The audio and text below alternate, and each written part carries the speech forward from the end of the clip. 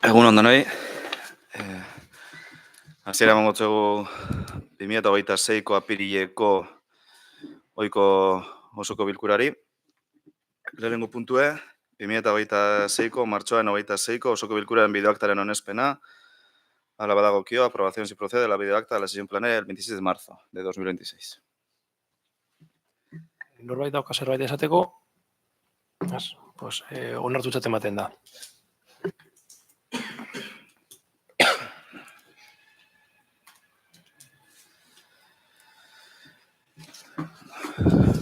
Bigarren puntue, 3.687/2026 espedientea, Ogasun eta Barne Erregimeneko informazio batzordean irizpena, kredituen aitorpen extrajudiziala. Alberto Ealo Artetxe, Ogasun zinegotziak azalpenak emango eskuz. Eskerrik asko alkate jauna, egun on denoi, espedientean erantzi diren kreditua judizioz kanpoko aitorpena onartzea proposatzen da. 11.679 euro eta 34 zentimoko zenbatekoarekin. Iberdrolaren faktura batzuk dira, Usansoloko energia elektrikoaren hornidurari buruzkoak, 2024an eginak. Eskerrik asko. Eztabaidara pastuko gara, osoak, Usansol Herria, Alderdi Sozialista, Eusko Alderdi Jeltzalea, Euskal Herria Bildu, bozkatuko gu. Bozkatuko dugu, aldeko botoak. Danok alde, beraz, proposamena onartzen du.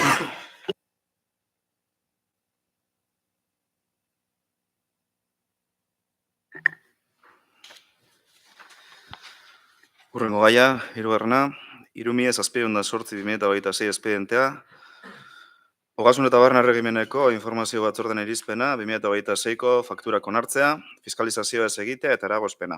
Enbizer. Albertok barriro azalpen txiki bat emango dozku. Puntu honetan, dakarguna testuinguruan jartzearren, aipatu behar da 2024ko urriaren 30ean, udalaren osoko bilkurak lorezaintza kontraturako pleguak onartu zituela. Lizitaziora bi enpresa aurkeztu ziren. Enbizer, ordura arte zerbitzua ematen zuen enpresa eta 3 enpresaz osatutako UTE bat. 2025ko otsaileko osoko bilkuran, udalak kontratua UTEri esleitu zion, baina beste enpresak errekurtso berezia jarri zuen oharken. Eta horrek esleipena baliogabetu zuen. Eta beraz, 2025ko uztaileko osoko bilkuran, udalak kontratua bigarren postuan sailkatu lizitatzaileari esleitzera erabaki zuen. Hau da, Enbizer lizitatzaileari. Hemen ez da amaitzen. Gerora, UTEk errekurtso berezia aurkeztu baitzuen oharken, esleipen horren aurka. Erakunde horrek 2026ko urtarrileko ebazpen batean errekurtsoa baietzi zuen eta Enbizerren aldeko esleipena baliogabetzea erabaki zuen. Beraz, eskaintza aurkeztu zuten bi enpresa lizitatzaileak kanpoan geratu direnez, 188/2024 zenbakiko lizitazioa esleitu gabe utzi da eta beste espediente bat hasteko agindu da. Prozesu hori amaitzen den bitartean, Enbizer enpresa ari da lorezaintzako zerbitzu horiek egiten. Eskerrik asko.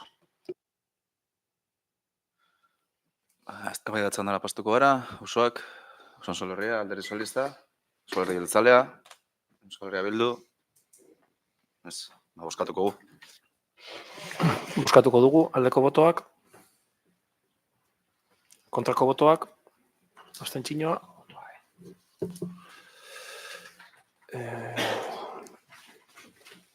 Auzoak alde, Usansol Herria alde, Alderdi Sozialista abstentzioa, EAJ abstentzioa, EH Bildu alde, beraz, proposamena onartzen da.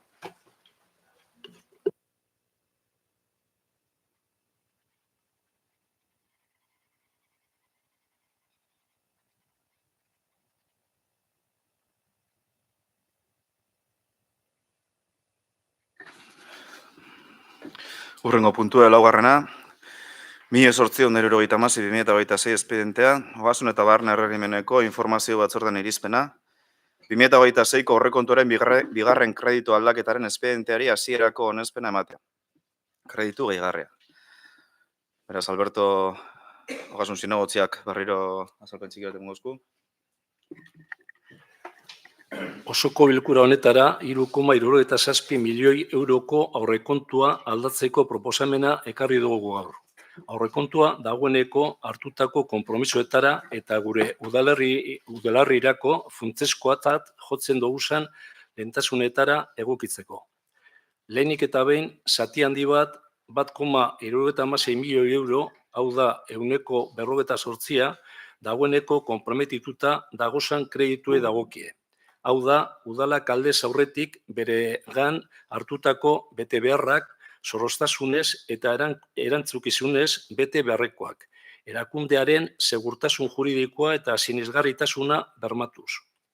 Bigarrenik, 0,72 milioi euro, hau da 17%, bideratuko doguz auzotik aldakoren bidez herritarrek parte hartzeko ekimenetara.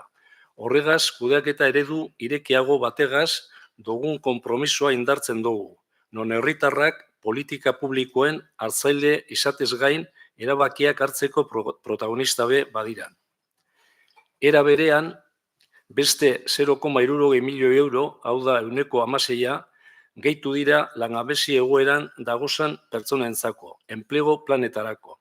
Partida honek lehentasun argi bati erantzuten deutzo, inoratzean ez ustea, gehien behar dabenei laneratzeko aukerak emunez. Baita, eragindako gerakinaz finantzautako 0,4 milioi euro, hau da 1,4%, bez sartzen duguz. Izaeraren araberako jarduera espezifikoetara bideratzen diranak. Baliabide horrek beharlez apliketen dirala ziurtatuz.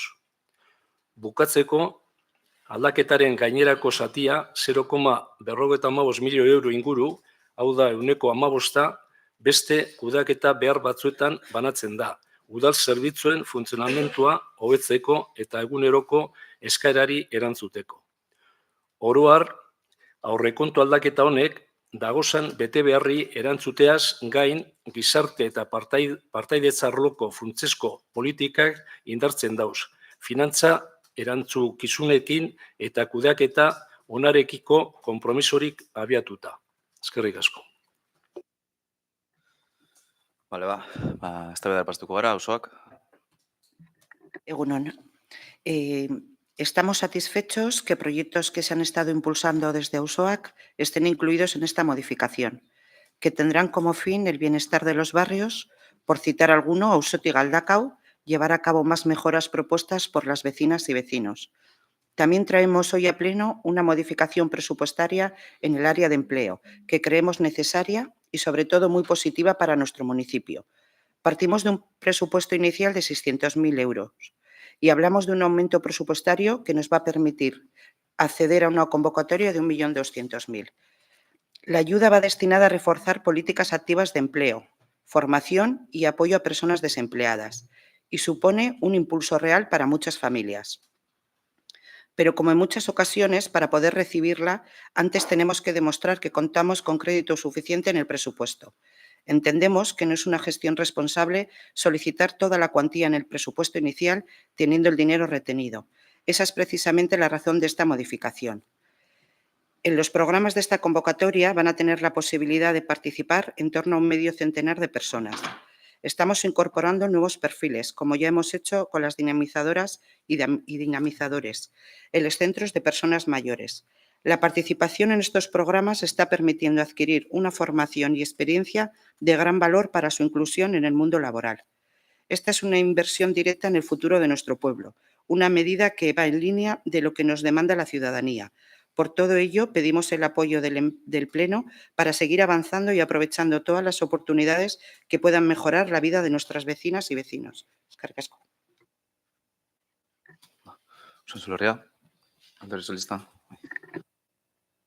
Eskerrik asko, alcalde, egunon guztioi. Bueno, nosotros queríamos hacer algunas consideraciones sobre este punto del orden del día.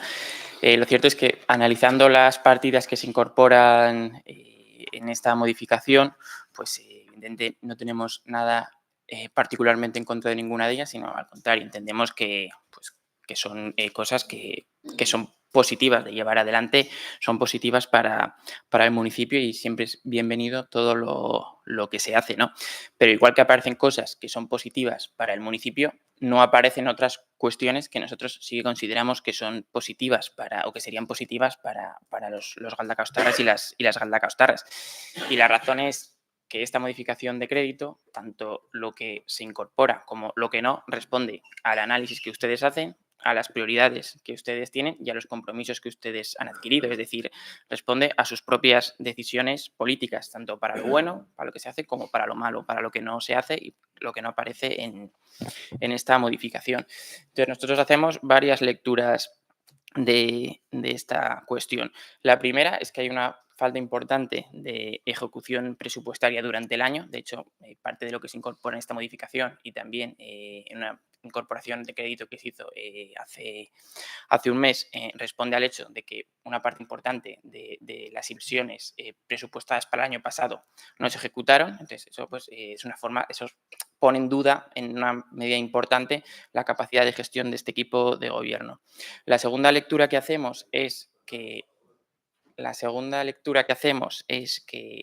la modificación presupuestaria, la modificación de crédito, es una herramienta central en la planificación presupuestaria que ustedes hacen. Siempre lo decimos en los plenos presupuestarios de diciembre.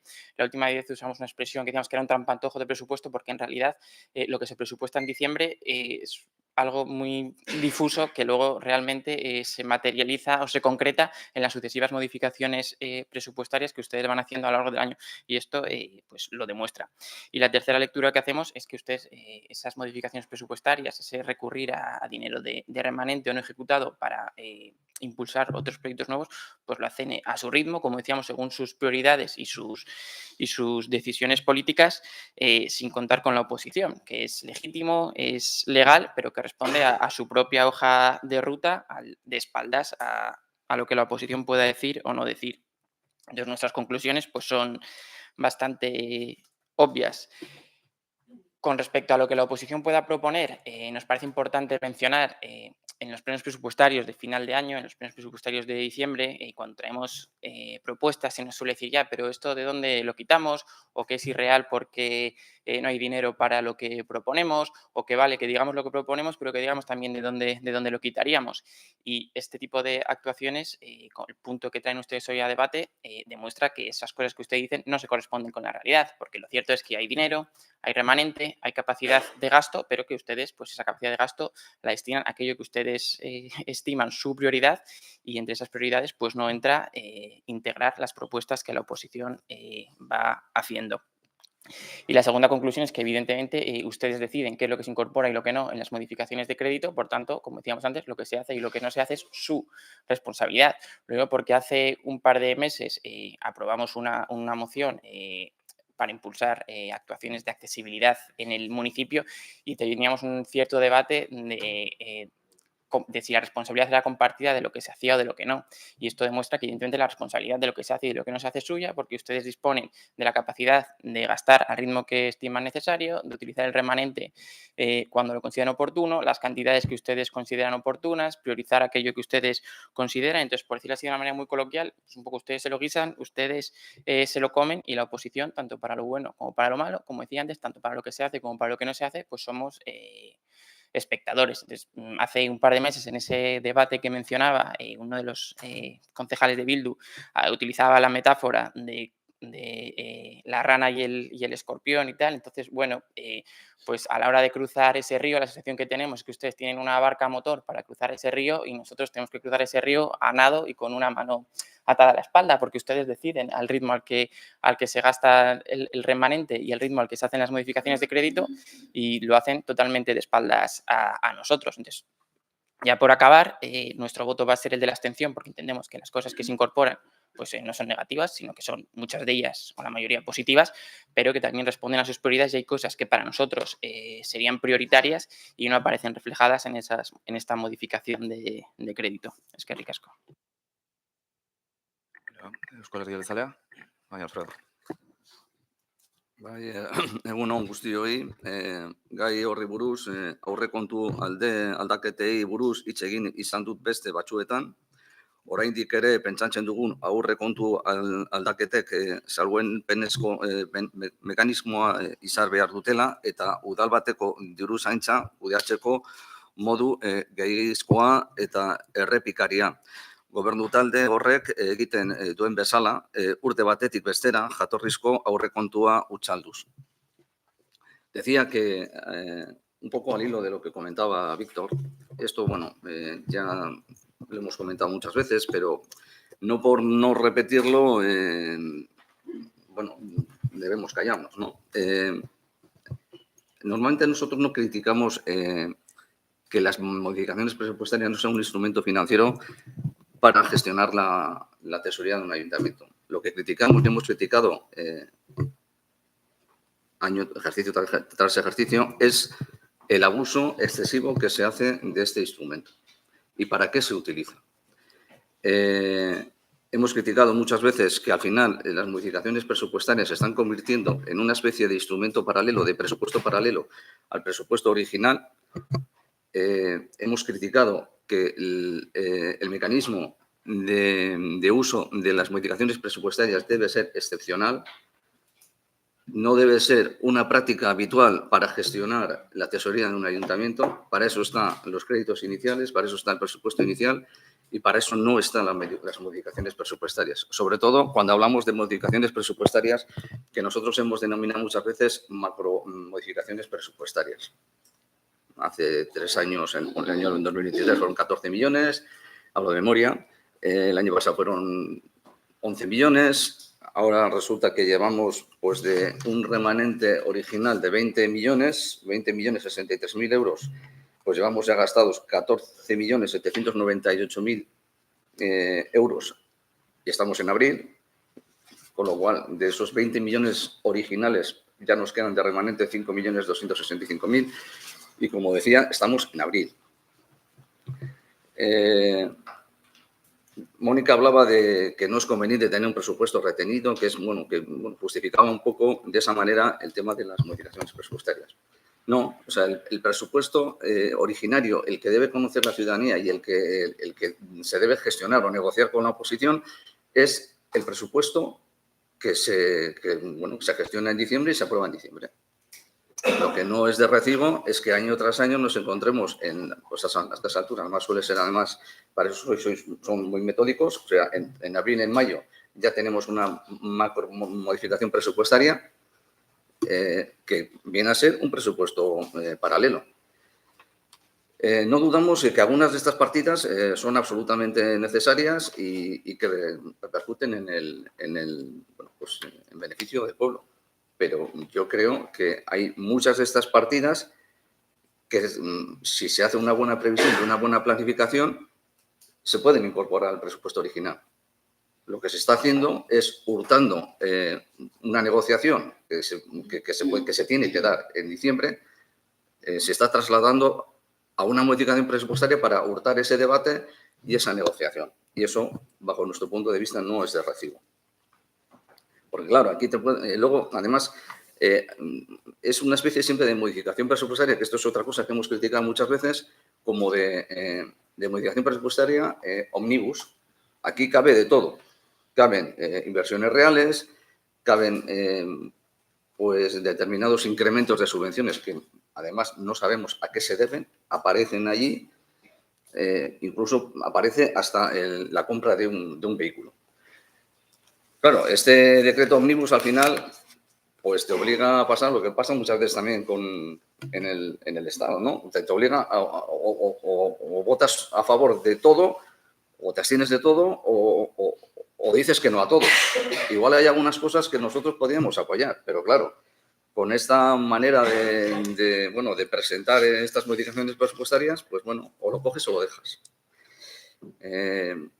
Luego, claro, entendemos que aquí hay partidas que, bueno, pues tienen un cierto tinte electoralista, ¿no? Estamos en año preelectoral y lo que, bueno, hay cosas que se pueden justificar que aparezcan en una modificación presupuestaria, pero otras yo creo que se podrían prever en el presupuesto original. sea, por ejemplo, y digo aquí algunas, y hablo un poco también como decía Víctor, con el poco conocimiento que tenemos de las cosas, ¿no? O que nos llenan. Otras inversiones, dotación de espacios urbanos, 500.000 euros. De verdad que en diciembre no se podía prever que había que, bueno, pues mejorar los espacios urbanos o sea, de repente hay que destinar 500.000 ahora. En diciembre no teníamos esto claro, no sé. O, por ejemplo, pavimentación, vías públicas, 300.000 euros que están incorporadas aquí en la moción presupuestaria. Bueno, si realmente hay una buena planificación y una buena gestión, en diciembre, cuando se nos presentan las partidas originales, no se puede destinar ya per se este dinero para que, bueno, en la negociación presupuestaria con los partidos de la oposición se pueda negociar, etcétera, etcétera. Pues esto nos indica que, bueno, que está claro que todo esto está destinado a que, bueno, pues en un año preelectoral, pues estas partidas, si las sacas del presupuesto original, quedan mucho más evidentes, mucho más visibles para la ciudadanía y, bueno, pues tienen un impacto o un tinte ciertamente electoral, ¿no? Y luego ya, por último, pues claro, Víctor hablaba de la falta de ejecución. Es que es una falta, vamos, apoyamos totalmente, es una falta de ejecución notoria. Pero no solamente del ejercicio pasado, de 2025, es que aquí en el expediente, en las partidas, aparecen compromisos comprometidos del 23, del 24, incluso una del 21. Una de dos, o realmente hay una falta de previsión y de planificación en cuanto a su ejecución. Sabemos, además, ejercicio tras ejercicio, lo hemos dicho, el grado de ejecución es bajo en inversiones reales, es bajo. Pero también, pues nosotros estimamos que obedece a una estrategia para, bueno, dejar determinadas cosas para el último año antes de elecciones y darle un poco de autobombo, ¿no? Como hemos dicho muchas veces. Por todo ello, bueno, pues consideramos que a pesar de que consideramos de que algunas de estas partidas pueden ser importantes, interesantes y que se deberían apoyar, pero la gestión de todas ellas y, bueno, el cierto tufo preelectoral que en muchas de estas partidas nosotros vislumbramos, pues por todo ello nos vamos a abstener. Vale. Euskal Herria Bildu. Kaixo guztioi, eta, bueno, lehenengo eta behin, esateko gauza orokor bat,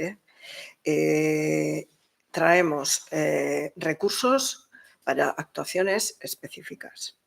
Y eso responde precisamente a una planificación. No es una cuestión electoral, es una cuestión de una planificación, de unos retos a los que hay que hacer frente. Y lo que demuestra, lo que de alguna manera demuestra lo que traemos es que escuchamos, que incorporamos la inteligencia colectiva y que trabajamos por la mejora de los servicios. Hori esan ondoren, esango dut beste gauza batzuk. Aurrekontuk aldaketa honetan, auzotik galdakao proiektuaren lurralde kontseiluetan dauden pertsonek egindako proposamenak jasotzen dira. Pertsona horiek beren auzoen beharrak ezagutzen dituzte. Beraz, parte hartzeaz ari gara. Gure herriko pertsonen esperientzia aitortzeaz eta gure herritarrekiko konpromisoaz. Jarduera horietako batzuk eguneroko bizitzatik oso gertu dauden gaiei lotuta daude. Hala nola, asfaltatzeak bigarren eta hirugarren eremuetan, zebrabideak bigarren, laugarren eta seigarren eremuetan, irisgarritasuna hobetzea bigarren, hirugarren, laugarren, bosgarren eremuetan, zuhaitz guneak hobetzea eta berde guneak aztertzea lehenengo eta bigarren eremuetan, espaloiak hirugarren eta laugarren eremuetan, argiztapena hobetzea hirugarren, laugarren eta seigarren eremuetan. Beraz, puntu honetan hitz egiten ari garenez partida eta kopuru zehatzetatik haratago doa. Parte hartzearekin eta gure herriko bizi kalitatea hobetzeko proposamenekin zerikusia duelako. Ziur aski kritika entzungo ditugu, jarduera horiek entzun dugu, bebai.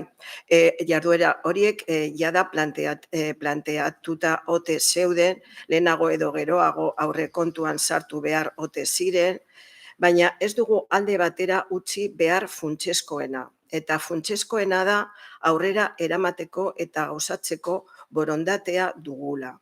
Badakigu ez goazela nahiko genukeen abiaduran, baina badakigu ere lurralde kontseiluetan egindako proposamen guztiak gure bide orriaren parte direla eta garatu egingo ditugula. Batzuen agian aurrekontu aldaketa bat baino ez dute ikusten, baina guk auzo hobeak ikusten ditugu, kale irisgarriagoak, lurralde oreka handiagoa, eta batez ere inplikatutako pertsonak ekarpenak egiten eta elkarlanean. Bukatzeko, Margaren antropologoaren esaldi batekin amaitu nahi dugu. Ez izan zalantzarik konpromisoa duen herritar talde txiki batek mundua alda dezakeela. Izan ere, lortu duen gauza bakarra da. Zer gehiago.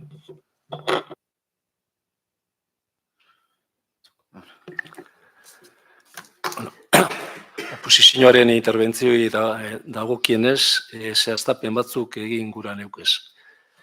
Lehenik eta behin, esan behar dut, aurrekontu aldaketa hau ez dela improvisazioaren emaitza, kudeaketa arduratsua baizik. Adierezeidan lez, zati importante bat dagoeneko konprometituta dagozan kreditue dagokie. Beraz, ez daukera politiko bat hori erantzutea edo ez, udal honen bete beharra baizik. Bigarrenik, auzotik galdakora eta enplegu planetara zuzendutako partidi dagokienez, uste dugu gatza dela zalantzan jartzea auzotarren implikazioa indartzea eta langabezian dauden pertsonei irtenbide bat bilatzen laguntzea lehentasun legitimoak ere diran. Gerakin erabilera be aipatu da. Komeni da gogoratzea, indarrean dagoen araudiaren arabera eta zurtasun irizpideen arabera erabiltzen dela eta helburu zehatz eta justifikatuetara erabiltzen dela. Azken batean, proposamen hau ez da arbitrarioa. Konpromisoak betetzeko, benetako beharrei erantzuteko eta herritar guztientzat onuragarriak diran politiketan aurrera egiten jarraitzeko tresna da. Bestalde batetik, aurrekontu aldaketa batean, planifikazio faltaz berba egitea kudeaketa publikoak zelan funtzionatzen dauden ez ulertzea da, edo ulertu gura ez izatea. Hain zuzen be, aldaketa hauek dagoz aurrekontu ekitaldian zehar eboluzionatzen daben egoeretara egokitzeko. Aurrekontu ez da dokumento finko eta mobidu ezina.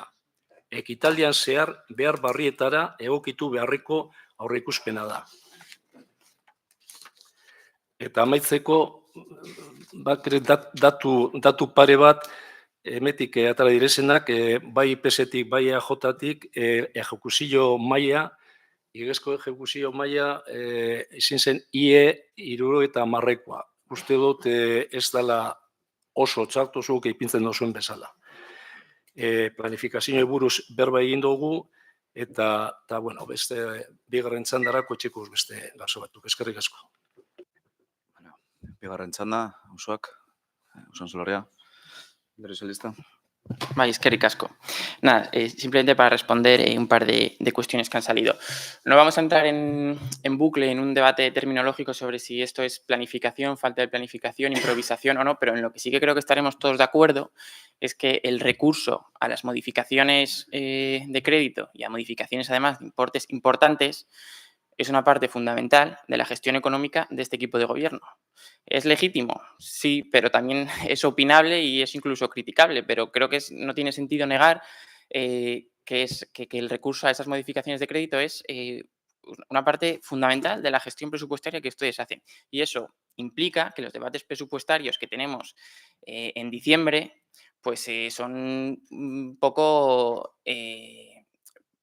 difusos en cierto sentido porque se presupuestan cosas que luego van a tener modificaciones sustanciales, y por eso cuando ustedes dicen que lo que propone la oposición, pues que no hay dinero, que de dónde quitaríamos, nos parece un poco tramposo, entre comillas, sin ofender a nadie, porque lo cierto es que luego se recurre a modificaciones de crédito para completar inversiones y para llevar adelante diferentes gastos. Por eso decimos que, bueno, que esos debates iniciales que tenemos a finales de año, pues no obedecen a la realidad de lo que luego es el presupuesto que gestionan ustedes.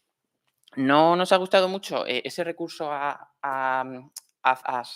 poner encima de la mesa las actuaciones relacionadas con el proyecto Ausoti, con el proyecto participativo, porque parece ser que ustedes quieren dar a entender que nosotros como que criticamos que se incorpore lo que los vecinos proponen a la modificación presupuestaria, y nada más lejos de la realidad, porque el proyecto Ausotic está planteado y el cronograma está hecho de tal manera, o eso es lo que nos cuentan en los consejos de barrio en los que nos reunimos, para que las propuestas se hagan antes de que se elabore el presupuesto anual, de tal forma que las cosas que se proponen en los consejos de barrio se incorporen en el presupuesto anual que ustedes presentan a finales de año. Por eso nos sorprende que ustedes utilicen como argumento el hecho de incorporar en esta modificación de crédito partidas correspondientes al proyecto Ausotic, porque se supone que el cronograma o el planteamiento del proyecto Ausotic está hecho de tal forma que se cumplen unas determinadas fechas y unos determinados hitos para que se incorporen las propuestas de los vecinos y las vecinas en la planificación presupuestaria que se debate en los plenos de diciembre. Por eso, pues ese recurso a que si nosotros ponemos en duda que se incorporen lo que los propios vecinos reclaman, pues sí que nos parece un argumento un poco tramposo y que no se corresponde con la realidad de lo que nosotros estamos aquí diciendo. Y ya para acabar, las cifras son frías, pero también son interpretables. Un grado de ejecución cercano a los 2/3 implica una falta de ejecución cercana a 1/3. Yo puedo decir que eso es muy poca ejecución. Ustedes pueden decir que es mucha ejecución. La realidad es que es prácticamente 1/3 de no ejecución. 1/3 es mucho dinero de lo que los ciudadanos pagan con sus impuestos, con sus tasas, de cosas que se podrían hacer y no se han hecho y que estaban presupuestadas a hacer y finalmente no se han ejecutado. No vamos a entrar en bucle de si es mucho o poco, pero es 1/3. Entonces creo que es razonable que nosotros a la hora de valorar las modificaciones de crédito que ustedes hacen, también pongamos encima de la mesa que esto obedece pues, a que las cosas que se presupuestan no se ejecutan durante el año. Es que ricasco. Euskal Herria Jeltzalea. Vamos a ver, algunas matizaciones. Y perdona que te tutee, Alberto, pero Alberto, cuando dices no es una improvisación, estoy de acuerdo. Es que yo creo que no es una improvisación. Lo que he querido decir antes, por lo menos para que se lea entre líneas, es que esto obedece a una estrategia. Este uso desmedido de las modificaciones presupuestarias, ejercicio tras ejercicio, he puesto un poco la contraposición, de decir, o hay una falta de planificación y de repente en mayo pues nos damos cuenta de que necesitamos más liquidez para financiar determinadas cuestiones, o se debe a una estrategia política. Y yo es que creo que se debe a una estrategia política. O sea, esto, porque si no, esto podría ocurrir de un año para otro, una vez, pero no, es sistemático. Esta legislatura, la anterior, y como decía bien Víctor, esto es una manera de hacer política económica del ayuntamiento en el cual adelgaza el presupuesto original, le hurta el debate y la posible negociación, y luego, pues, determinadas cuestiones las saca una modificación presupuestaria porque es un magnífico escaparate de cara a la ciudadanía. Porque si no hay determinadas partidas, que igual entre todas las partidas, el magnum de partidas que hay en un presupuesto, pues se perdería. Y de esta manera, pues es un cartel de visita, un escaparate formidable, ¿eh? Y más cuando estamos en un año preelectoral. Y luego hay una cuestión que lo hemos dicho muchas veces y que los informes de la intervención han venido diciendo. No se puede utilizar partidas de gasto que son de gasto corriente para modificaciones, pues para utilizar el remanente. O sea, las partidas de gasto corriente no son para utilizarlas en modificaciones presupuestarias en contra del remanente. No se debe hacer. Y se está haciendo de manera sistemática. Utilizar partidas de gasto corriente para quitar el remanente. Y luego, cuando hablas de ejecución, claro, pero una cosa es la ejecución general y otra cosa es la ejecución en inversiones reales. Y ahí es donde está la madre del cordero, porque las inversiones reales, creo, y estoy hablando también de memoria, el año pasado, a término de ejercicio, estamos como alrededor del 46%. Bueno, pues sí, puedes considerarlas altas, medio altas o bajas. Nosotros consideramos que es un grado de ejecución bajo. Y claro, volvemos otra vez al tema de la estrategia. Es falta de planificación. Sabemos que siempre ocurren determinadas incidencias técnicas que pueden, bueno, demorar la ejecución del presupuesto, pero hombre, ya también esto que ocurra año tras año y que luego muchas de ellas se terminen llevando a una modificación presupuestaria, pues bueno, seguimos pensando que aquí lo que se deduce es que hay una planificación estratégica de manejar la tesorería del ayuntamiento para cuestiones políticas. Y creo que está más que demostrado por el uso excesivo y abusivo que a nuestro entender se hace de las modificaciones presupuestarias ejercicio tras ejercicio, porque además es que no cambian ni las fechas, o sea, es que incluso cuando llega abril-mayo, ¡pum! Es que está todo planificado al dedillo y al milímetro. Es que ricas. Bai, Euskal Beldu. Bai, Simple denbora. 5 minutu. Bai, bueno, ia nondik hasten zen, ia da kapaz nazen zeuzer argitzeko. Igual hasiko naz, ez da egitazkenengo puntuetatik, grado de ejecución, el cálculo del grado de ejecución. Una parte interesante, porque concretamente en las inversiones no se tiene en cuenta, o sea, hay la referencia son las obligaciones, y la obligación se genera cuando las certificaciones, o sea, cuando se aprueba el expediente. Es decir, cuando está el contrato ya en marcha, pero no se tiene en cuenta cuando se contabilizan, que es con lo que se hace con el resto de partidas. Con lo cual, el grado de ejecución de las inversiones real sería más elevado que el que aparece en los datos. Pero bueno, eso no deja de ser un dato, un cálculo sin más. A ver si soy capaz también de explicar. Nosotros somos muy simples a la hora de hacer los presupuestos. Somos tan simples que lo que nos fijamos en primer lugar es en los ingresos. ¿Cuántos ingresos vamos a tener? Y tenemos que ajustar el gasto a esos ingresos. De ahí que no podemos sacar de la chistera nada. Estimamos que vamos a tener ingresos de 42 o 47 y ajustamos los gastos a esos ingresos. ¿Por qué hacemos las modificaciones? ¿Por qué hacemos las modificaciones en abril y mayo, como dices tú? Alfredo, yo también te voy a tutear. Pues hacemos las modificaciones en abril o mayo, que es cuando conocemos realmente el remanente que vamos a tener. Hasta que no se liquida el presupuesto, repito, no sabemos el remanente que vamos a tener. O sea, que es una gestión prudente, a pesar de lo que podáis pensar los demás. No sé, también habéis comentado que se hace un abuso excesivo de las modificaciones. Estamos en abril, llevamos 2. Pues no sé, si esto es un abuso excesivo de las modificaciones, pues bueno, oye, pues también son datos, pues será... procuraremos otros años, pues no sé, ya no sé lo que vamos a tener que hacer. No sé qué más tenía por aquí apuntado. Bueno, no sé si...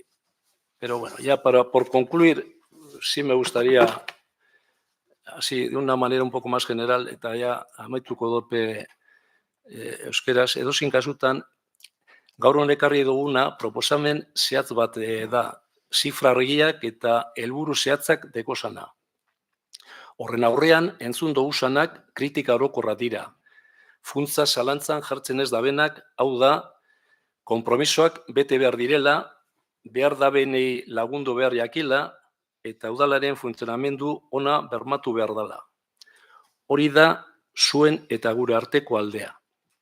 Gure iritziz, gobernatzeko 2 modu dauz. errealitatea kontuan esartzea edo errealitatera egokitzea. Guk bigarrena aukeratzen dugu. Eskerrik asko. Vale, eztabaida amaituta bozkatuko dugu. Bozkatuko dugu aldeko botoak,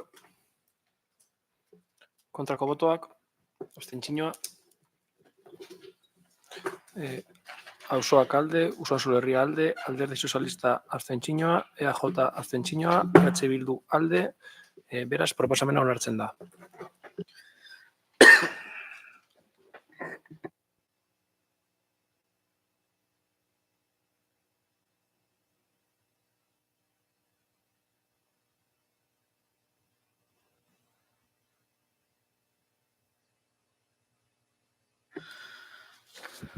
Hurrengo gaia, bosgarrena, 584/2026 espedientea, Gazteria Kultura, Kirola eta Jaietako Informazio Batzordean irizpena.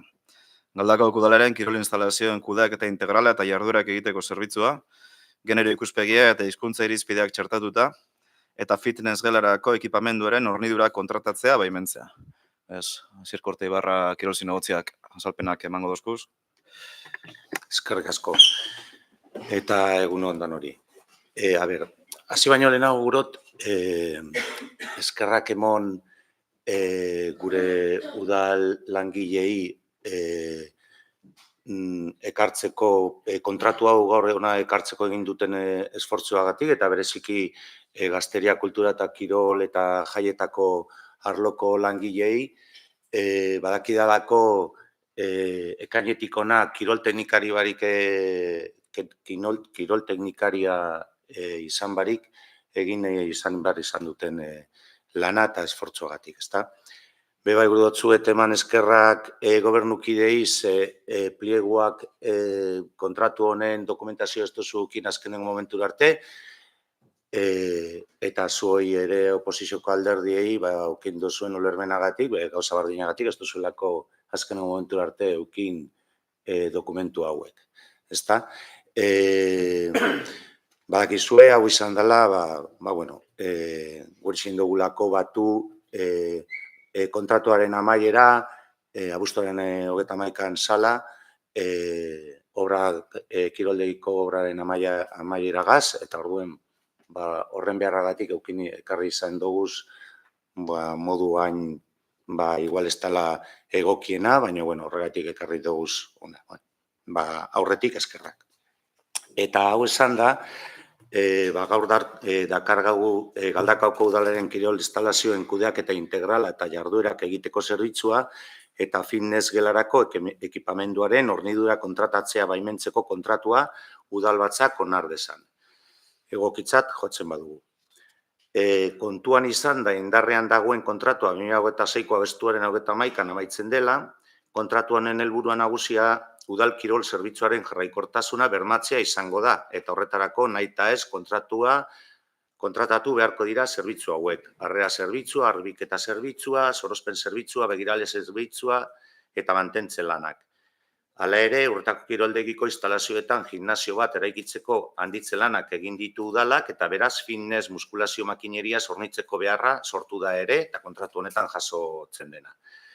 Zerbitzuaren kontratazioa 4 urterako izango da, eta kontratuaren balio zenbatetzia 15 milioi euro ingurukoa izango da. Eta nahiko. Eztabaidara pasatuko gara, auzoak, Usansolo Herria, Alderdi Sozialista. Eskerrik asko berriro, alcate. Sí, queríamos hacer una valoración de los pliegos y de esta propuesta de servicio. En líneas generales, nos parece que los pliegos tienen muchos ingredientes para tener un impacto positivo en la ciudadanía, para ser una buena noticia. Ya lo ha explicado el concejal por las novedades que incorpora y porque también, en principio, se espera que aproximadamente el inicio de la ejecución de este futuro contrato converja en el tiempo aproximadamente con el final de las obras de reforma y ampliación del polideportivo, por lo que entendemos que todo eso debería tener, o confiamos en que va a tener, un impacto positivo en la ciudadanía y nos parece de justicia reconocerlo. Hay una cuestión que además nos parece acertada, no sé si se comentó en la comisión también, en la comisión de deporte, que es el hecho de incorporar en este pliego que la propia empresa que gestione las instalaciones deportivas se haga cargo también del mantenimiento, sustitución, reparación, etcétera, de la maquinaria de fitness, de ejercicio, que es algo que nos parece muy acertado, pero que es algo que veníamos reclamando desde hace años. Es decir, nosotros llevamos años diciendo que está muy bien que se esté reformando el polideportivo, pero que durante el tiempo que el polideportivo se reforma hay que seguir siendo muy escrupulosos con que los recursos, la maquinaria del polideportivo esté en óptimas condiciones en tanto en cuanto dura la reforma del polideportivo, por mucho que en futuro el polideportivo vaya a estar mejor. Los usuarios y usuarias, los vecinos y vecinas siguen haciendo uso de él, siguen pagando sus cuotas y tarifas. Y entonces sí que hemos hecho en falta durante este tiempo pues un mejor mantenimiento de parte del equipamiento de los polideportivos. Y bueno, nos alegra que en este pliego se incorpore esto de otra manera, se mejore, pero sí que bueno, hemos hecho en falta más cuidado con esto durante estos últimos años. Y por otro lado, llegados a este punto, al tercer año de la segunda legislatura de EH Bildu en el gobierno, hacía mucho tiempo que no traíamos esta reflexión, pero creemos que sí que va siendo hora de volver a reflexionar sobre ello, que es cuál es el modelo de gestión de EH Bildu de los servicios municipales.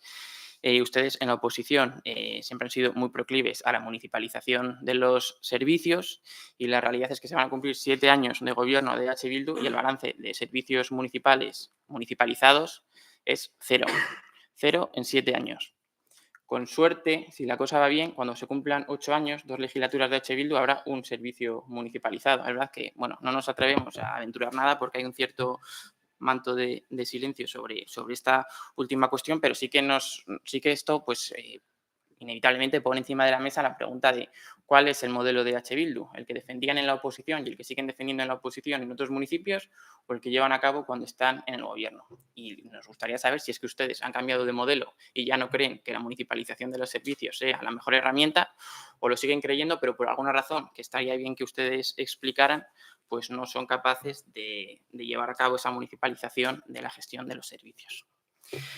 Por otro lado, con relación a la contratación de nuevas personas, bueno, ya sabemos que hay una subrogación de la plantilla actual que gestiona que está en el marco del contrato actual de gestión de las instalaciones deportivas.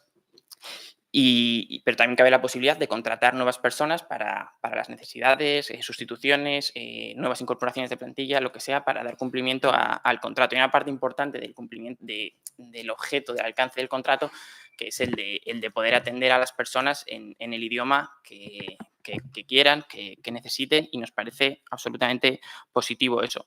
Eso tiene un impacto en cuanto a los requisitos de contratación del personal. Y nosotros creemos que en los requisitos lingüísticos que se ponen encima de la mesa para las nuevas contrataciones tiene que obedecerse 2 criterios: la proporcionalidad, es decir, atender a la realidad sociolingüística, y la racionalidad, es decir, atender a la realidad del puesto. Por eso sí que nos ha sorprendido que en el pliego aparezca el requisito de acreditar un B2 de euskera para todas las nuevas incorporaciones, porque entendemos que no es racional y proporcional exigir el mismo conocimiento, acreditar el mismo conocimiento de euskera a una persona que va a estar de cara al público, como puede ser un recepcionista, un conserje, un monitor, que a las personas que se vayan a encargar, pues no sé, de la limpieza de los vestuarios, las instalaciones, la maquinaria. Entendemos que no tiene mucho sentido ni obedece a realmente cumplir con los derechos lingüísticos de los usuarios esa uniformidad de criterios, de requisitos lingüísticos en puestos de trabajo tan dispares. Igual, bueno, nos dais una explicación ahora y podemos llegar a coincidir, pero en principio pues sí que nos ha sorprendido para mal, aunque sabemos que esto no es nuevo y que estaba también en la licitación o en el contrato anterior. Y ya por último, para acabar, lo hemos mencionado en el punto anterior, hace un par de meses aprobamos una moción para elaborar un plan de accesibilidad universal y uno de los puntos que aparecían en esa moción era incorporar la perspectiva de las necesidades de las personas con diversidad funcional en el diseño de los servicios y equipamientos municipales. Uno de esos servicios y equipamientos municipales pues es todo lo relacionado con las instalaciones deportivas. Es cierto que en el pliego de prescripciones técnicas aparece una frase que dice algo así como que serán objeto de este contrato las actividades relacionadas con el deporte adaptado, pero es una frase pues muy breve y concisa y bastante aislada, que no tiene luego demasiado recorrido en el resto de la documentación. Entonces ahí sí que hemos echado en falta que ya de partida en el propio pliego que este ayuntamiento saca a licitación, hacer un mayor hincapié en esas necesidades de las personas que puedan tener diversidad funcional o determinadas necesidades a la hora de planificar o diseñar este servicio y esta contratación. Que luego puede ser que sobre la marcha durante los próximos tiempos pues esas cuestiones se vayan incorporando, ojalá sea así, o que en las propias ofertas que hagan las empresas licitadoras pues se incorpore esta visión, pero sí que hemos echado en falta de partida en esa visión política que el gobierno tiene que plasmar en los pliegos de la licitación, pues hacer más hincapié en este tema, porque además habría sido bastante coherente con la moción que aprobamos hace un par de meses. Y bueno, esa era un poco la valoración que queríamos hacer. Es que ricasco. Eusko Alderdi Jeltzalea. Ez? Euskal Herria Bildu.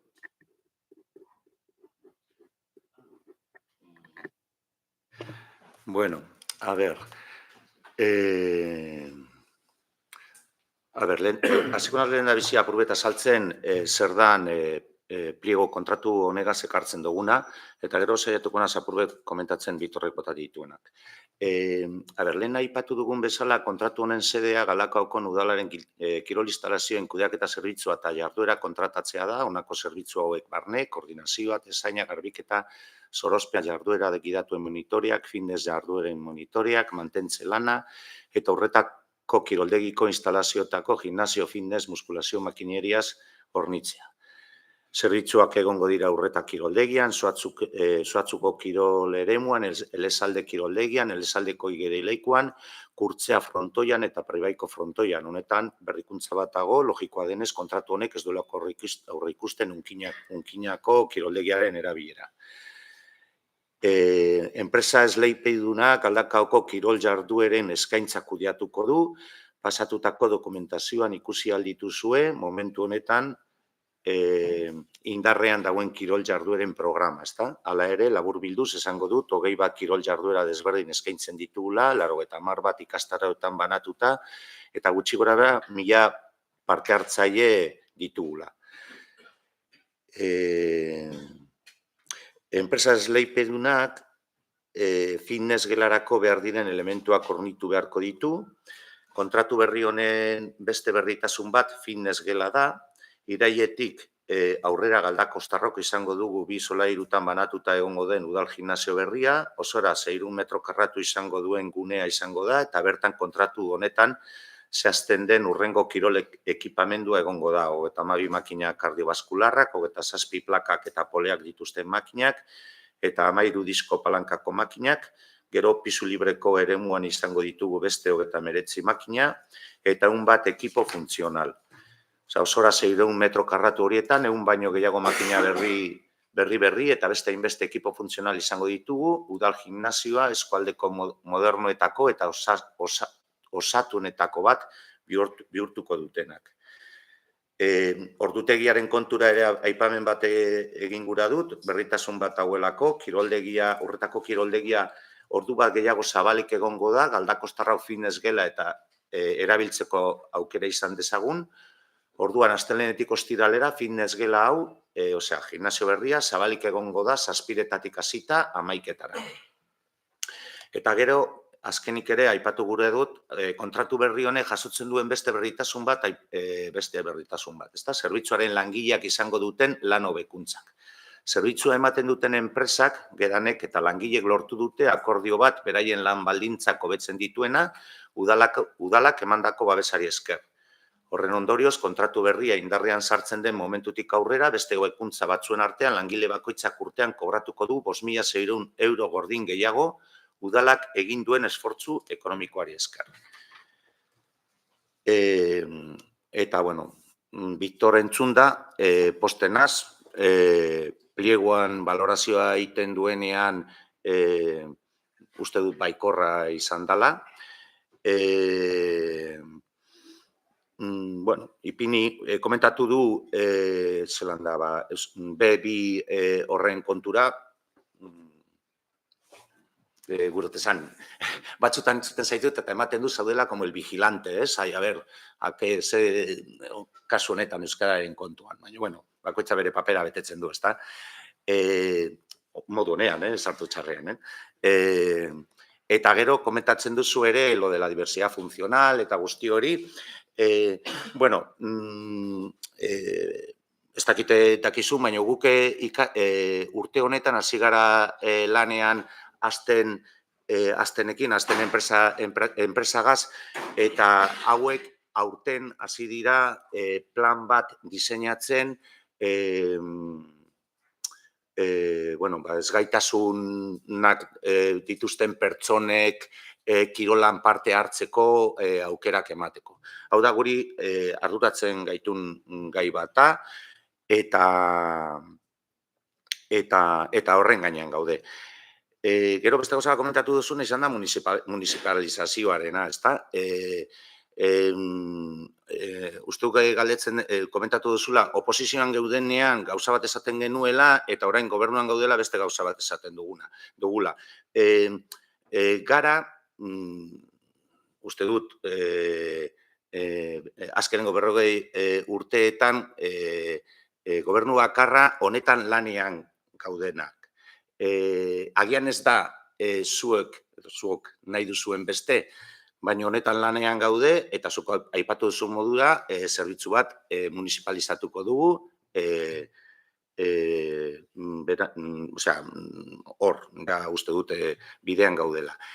Baina zu harritzen zaren modura zelan guk gobernuan gaudenean gauza bat egiten dugula eta posizioan beste bat, ere harritzen nau, zenbat urtetan gobernuan egon zareten eta inoiz ez duzuela ipini hainbesteko garrantzirik eman diozu municipalizazioaren asuntoari. Uste dut egiten ari zaretena oposizioan egonda egin behar duten edo egiten duten alderdien lana, ezta? Baina aukera asko izan duzue zerbitzuak municipalizatzeko edo gitxienez hainbeste aldarrikatzeko horren beharra eta oposizioan egon arte ez dotzuet inoiz entzun horrelakorik esaten. Eta hain kezkatuta bazaudete, honetaz, segurazki dela bidean elkar lan egiteko asunto bat. Eta aurkitu algara bidean horrelako gauzak aurrera ateratzeko nahian. Ez barik. Bigarren txanda, Usoak, Usan Solorria, Alderdi Sozialista.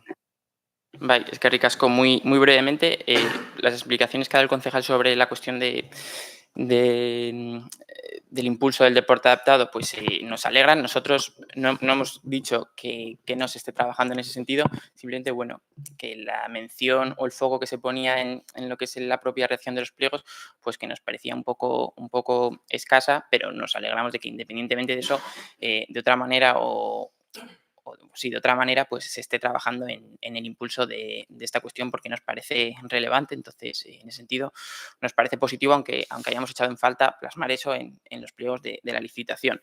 Me tomo como un halago, como decía el propio concejal, pues que ponga en valor el trabajo de vigilancia y de control que hacemos como oposición y es verdad que creo que nos corresponde hacer esa labor de control y de trabajar por garantizar un equilibrio necesario y posible entre que las personas puedan relacionarse con la administración en cualquiera de los dos idiomas que elijan, con la igualdad de oportunidades en el acceso al trabajo y al empleo en la administración pública. Es algo para nosotros muy importante y me alegro que valoréis el esfuerzo que hacemos para garantizar el equilibrio y la compatibilidad entre estas dos cuestiones, porque para nosotros es importante. Y con respecto al tema de la municipalización, igual no nos hemos entendido muy bien. Nosotros no estamos exigiendo que se municipalice. Lo que exigimos es que nos digáis, por favor, si habéis cambiado de criterio o no. Es decir, si seguís pensando que la municipalización es el mejor sistema o no. Si ya no lo pensáis, pues está bien que sigáis licitando la externalización de determinados servicios, pero sí que nos agradecería que nos aclaraseis que ya no pensáis que la municipalización es el mejor método. Y si seguís pensando que la municipalización es el mejor método, pues estaría bien aclarar por qué en 7 años el balance de servicios municipalizados es de 0. Simplemente eso. Y no decimos que nosotros estamos apuntando en una dirección o en otra. Simplemente que echamos en falta explicaciones honestas desde el punto de vista político del modelo de gestión que lleva realizando EH Bildu durante estos últimos 7 años. Gracias. Euzko Alderdi Jeltzalea. Koldo. Bai, egun ondan hori. Alde batetik, komisioan esan genuen bezala, oso interesgarria eta egokia ikusten dugu gaur ekartzen duzuena pleno hontara.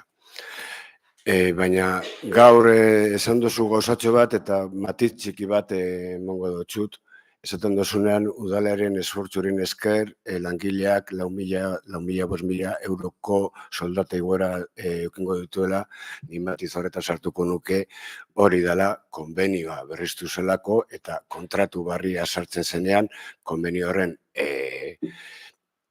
balore ekonomikoak berriztu behar ziren. Ez udalak nahita egindako ekarpen bategatik, eskerrik asko. Euskal Herria Bildu. Bueno, ez da izan konbenio, izan da akordio bat lortu dutena kirola langilek eta enpresaren artean. Eta akordio hori lortu dute, enpresak onartu du akordio hori sinatzea, udalak konpromiso bat ipini duelako aurrekontu hori gehitzen zana, diferentzia horrek udalak ipintzen duelako. Ez da, udalak ez du parte hartu horretan. Beraiek, langileak behar bat zuten. Behar horregaz joan ziren enpresaren gana. Eta enpresak esan ziren onartzen dugu, baino udalak bere gain hartzen badu gastu hori. Eta hori, orduan, guk baietz esan dugunez, horregatik langileak kobratuko dute diru hori, gehiago. Guk esango bagenien ezetz, ez zuten kobratuko diru hori. Hori argitzeko horrela izan dalako. Eta, bueno, posten naz ere, EAJ-rentzako ona ekarritako konbenio, kontratua interesatea izatea. Eta beste hori. Boskatuko gu. Bozkatuko dugu aldeko botoak, kontrako botoak, abstentzioa. Auzoak bai, Usansolo Herria bai, Alderdi Sozialista abstentzioa, EAJ bai, EH Bildu bai, beraz proposamena onartzen da.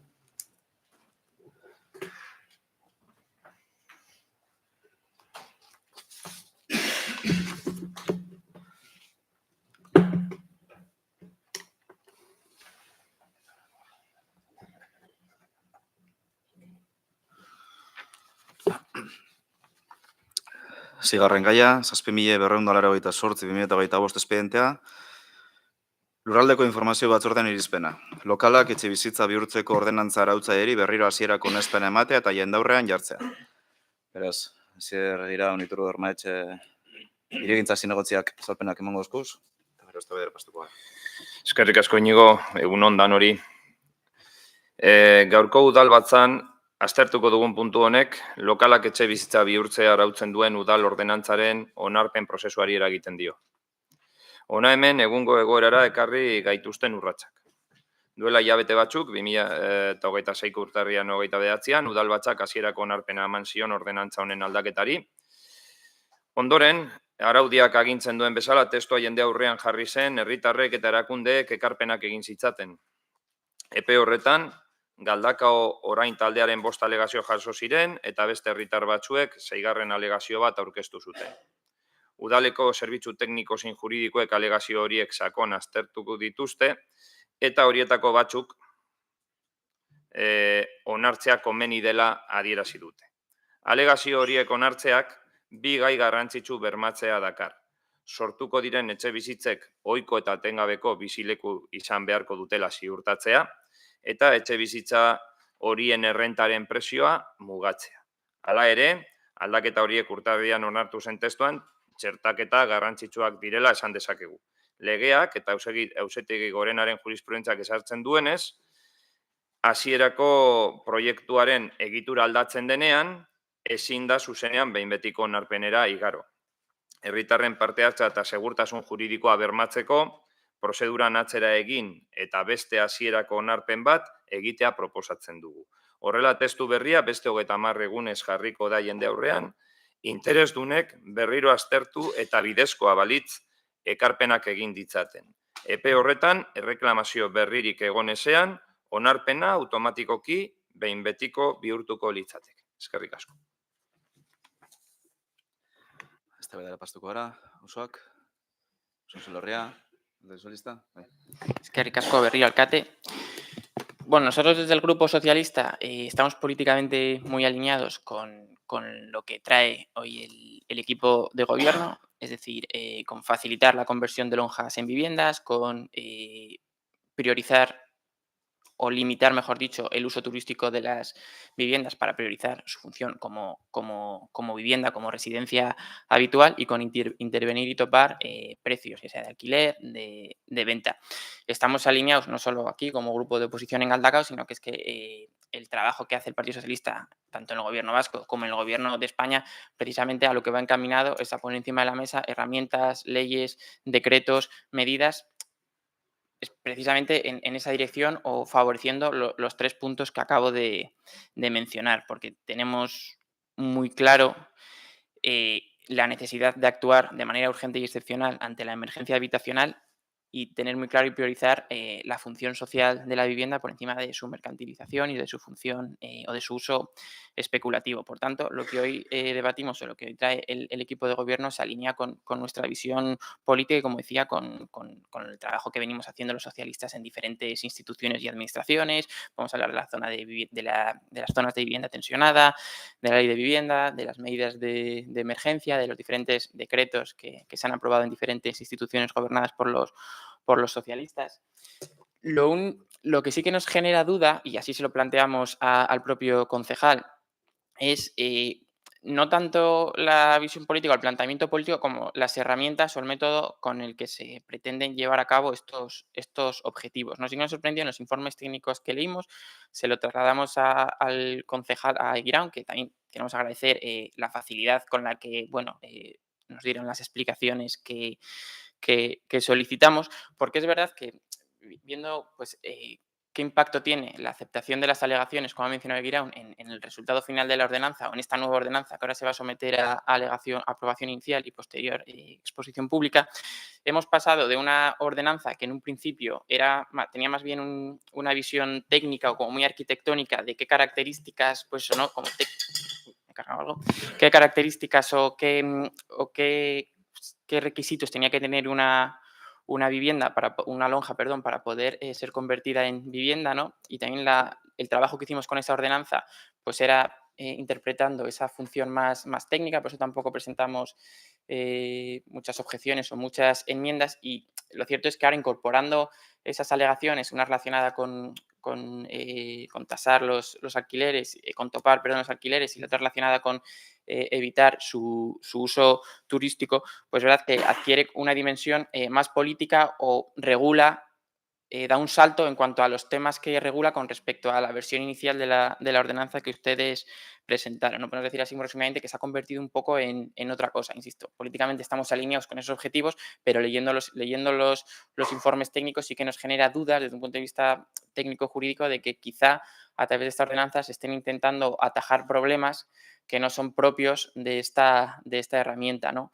Porque sin ir más lejos, pues quizá hay ciertos problemas que trata de corregir o de resolver esta ordenanza que se podían atajar a través del Plan General de Ordenación Urbana, el PGU, que pues se nos va a acabar la legislatura y hemos avanzado muy poco con él. Y es una herramienta que el ayuntamiento tiene a disposición para corregir determinadas inercias o para establecer determinados mecanismos que ayuden también a combatir esa emergencia habitacional. Entonces, vamos a votar a favor porque políticamente estamos muy alineados con lo que se plantea, pero sin obviar que atendiendo a los informes jurídicos que todos hemos tenido, informes técnicos y jurídicos que todos hemos tenido oportunidad de leer y que hay cierta disparidad entre unos y otros, o sea, no todos apuntan en la misma dirección, sino que hay ciertas disparidades o discrepancias, pues bueno, tenemos algunas dudas de que realmente esta ordenanza que hoy aprobamos inicialmente pues sea realmente la herramienta adecuada para resolver todas las cuestiones que se están tratando de resolver. Es que ricasco. Eusko Alderdi Jeltzalea. Bai, eskerrik asko alkate. Gure aldetik alderdi sozialistak esan duen moduan, oso interesgarria eta politikoki ados gaude gaur hona ekartzen duzuen, ostera gai bi eta biak ados, zuekaz. Bai egon da azken momentuan eta horregatik urbanismoko zinegotxerikin ez dut itxegin, bai zeren eta egon naz Eusko Jaurlaritzako eramandaurien legea eta bai Galdakoko udaleko teknikari batzukin eta badago fleko txiki bat eta bai nahiko nuke argitu eta hitz egingo dugu horri buruz, baina ez du ezer aldatzen gaur dakaraguna edo oso gitxe eta ikusten badugu aldatu behar dela, alegazio bat, txiki bat sartuko genuke edo danako baina estantzean nahiko interesgarri ikusten dugu. Eskerrik asko. Euskal Herria Bildu. Bai, nola ez. Habez. Lehenengo hasi nahiko nuke interbentzio hau alegazioak zeintzuk izan diren, zergaitik esan ditugun baietz, ezetz, eta hori, baina ukutu nahiko nuke lehen entzundudan gauza bat. Egosten zaigu, horrela, sin más, trampa egiten dugula, eta ero jartzen da koletilla sin ánimo de ofender. Orduan, sin ánimo de ofender horrekin, hori bada jarri behar dena, edozein gauza esaten dugula hemen, hipotesi bat egiten dugunean, sin ánimo de ofender, trampa egiten duzue, sin ánimo de ofender, guk ere badakigu jokatzen horrela. Eta orduan, hurrengorako, jarri dezakegu, baratze zainaren txakurraren rola zein den, edo eta garrantzitsua zergaitik diren baratze zainaren txakurrak. Baina, zentratu gaitesan hemen daukagunera eta dakargun gaira. Galdakaoko lokalak etxebizitza bihurtzeko ordenantzaren hasierako onarpenaren ondoren, zenbait alegazio aurkeztu ziren. Eta horien azterketak testu honen eragin esparrua indartu du. Jarraian alegazio horien azalpena eta bakoitzari eman zaion erantzunaren justifikazioa azaltzen saiatuko naiz. Galdakao orainek, aurkeztutako lehen 3 alegazioak, jabeak bertan bizitzera behartzea edo pertsona juridikoei zein fizikoi jabetza kopurua mugatzea proposatzen zutenak baztertu egin dira. Hirigintza lizentziek izaera propterren dutelako edo lokalari lotuta daudelako, ez pertsonari. Justifikazio juridikoaren arabera, baimen hauek libreki transmititu daitezke lurzoruko legean oinarrituz eta udal ordenantza batek ezin du jabetza eskubidea modu subjektiboan mugatu. Lizentzien izaera urratuko bailuke. Galdakoko eremu bat bizitegi merkatu tenkatu izendatu izanak, eta horri aurre egiteko planean oinarrituz etxe bizitza berrietan erabilera turistikoa berariaz debekatzeko 2. alegazioa onartzen dugu. Baina ez dugu berean onartzen. Justifikazio juridikoaren arabera etxe bizitza hauek babestu gisa kalifikatzeak ohiko eta etengabeko bizileku izatera behartzen ditu derrigorrez. Udalak etxe bizitzaren funtzio soziala eta herritarren egoitza beharrak lehenesteko duen gaitasuna baliatuz eta transformazio hau interes orokorrari lotuz. Galdakao orain taldea proposatutako 5. alegazioak, etxe bizitzak alokairuan jartzerakoan bizigune edo ASAP bezalako programa publikoetara bideratzea eta prezioak mugatzea eskatzen zuen. Onarpena partziala izan da. Alde batetik, alokairuaren gehieneko errenta finkatzea onartu da, etxe bizitza hauek udal erregimen tasatuko babes publikoko izaera dutelako eta udalak prezio horiek arautzeko eskumena duelako. Bestetik, programa publikoetara behartzea baztertu da, programa horiek berez borondatezkoak direlako eta udalak ez duelako jabeak horretarako behartzeko legezko eskumenik. Eta herritar batzuek aurkeztutako 6. alegazioak, lokalek etxe bizitza bihurtzeko gehienez 2 fatxada izateko baldintza kentzea eskatzen zuen. Muga hori lokal askorentzat gaindiezina zela iritzita. Alegazio hau baztertu egin da eta baldintza hori bere horretan mantendu da onartuko den testu berrian.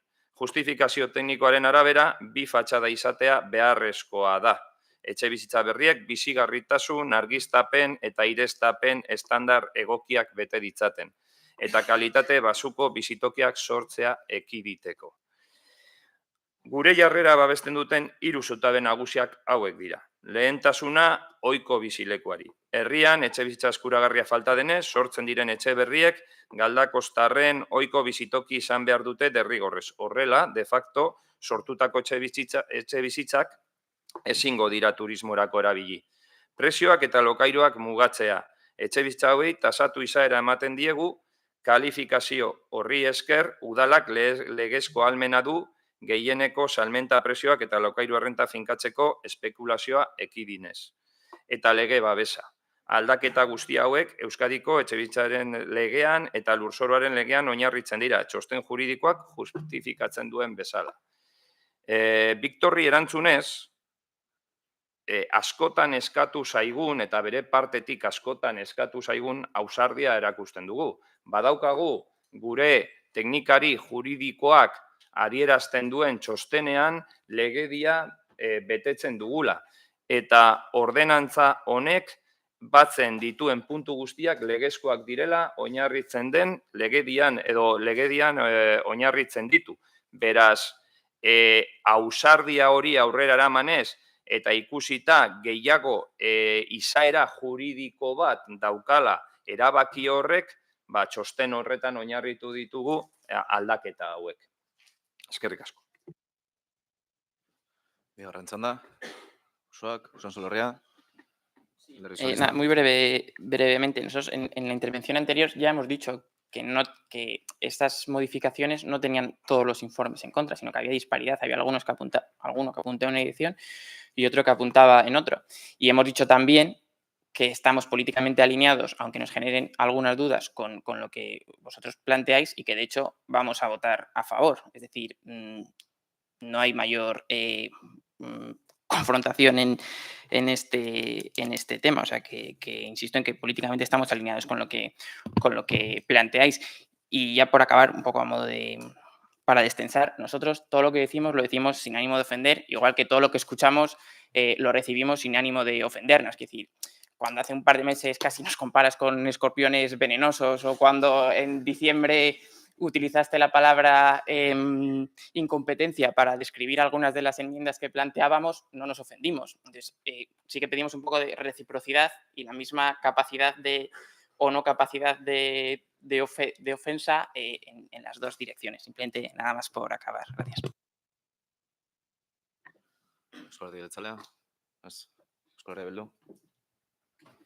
Bai.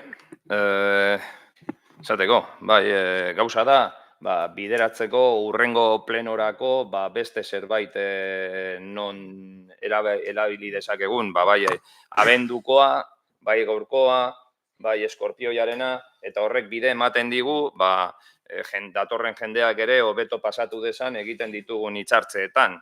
Baina hau horrela esan da, ordenantza honen aldaketa proposatu genuenean, helburu argi batzuk genituen buruan. Galdakon dagoen etxebizitza eskaintza handitzea. Urteetan erabilerarik gabe egon diren lokalak biziberritzeko aprobetxatzea eta batez ere etxebizitza horiek funtzio soziala betetzen dutela bermatzea. Espekulazioari aurre eginez, gure herriko eremu eta bizitegi merkatu tenkatu izendatu zenez, premiazkoa zen neurrien eraginkorrak hartzea, egoera hori aurre egiteko. Ordenantza zaharra indarrean egon den bitartean, ikusi dugu lokal gutxi batzuek bakarrik betetzen zituztela baldintza teknikoak. Eskakizun batzuk, adibidez 2 fatxada izatearena altueran, beraietako batekin altueran zorrotzegiak zirelako, urtarrileko aldaketan egoera hori gainditu eta askoz lokal gehiago etxebizitza bihurtzeko bidea ireki zen abantaila garrantzitsuak gehituz. Bideragarritasun tekniko handiagoa eman nahi diogu. Eusko Jaurlaritzaren 80/2022 dekretura egokitu genuen araudia eta horri esker lehen baztertzen ziren lokal asko orain onar daitezke. Soluzio arkitektoniko modernoagoak, aizpatapen mekanikoa, patio berriak eta solairu arteak erabiltzea ahalbidetzen bai da. Gaurko hasierako onarpen berriarekin eta parte hartze prozesuen bitartez hartutako ekarpenetan oinarrituz, orain testuak berariaz adierazten du etxebizitza hauek ohiko bizileko izan beharko dutela, gainera salmenta prezioa mugatzeaz gain orain alokairuaren errenta maximo ere arautzen dugu eta etxebizitza hauek eskuragarriak izango dira. Labur bilduz, gaurko hasierako onarpen berria onartzen badugu, Helburuak mantentzeaz gain parte hartze prozesuaren bitartez tresna osatzen dugu eta lortu nahi genuen xede nagusiak hurbilago izango ditu. Eskerrik asko. Eztabaida txandak amaituta, bozkatuko dugu. Bai, bozkatuko dugu. Aldeko botoak. Vale. Danok alde, beraz, proposamena onartzen da.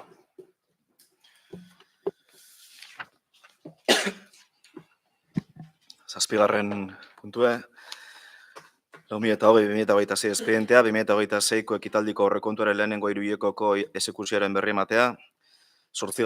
2026ko martxoaren 18tik apirilaren 21 arte emandako alkatetza dekretuen eta zinegotzi delegaten ebazpenen berri ematea, eta 9. galderak eta eskaerak, norbaitek aleren bat edo erreguren bat. Bukatutzat emango dugu gaurko osoko bilkura. Eta gero, publikotik batek sozializateko baldin badeko, hitza emango jako. Eskerrik asko.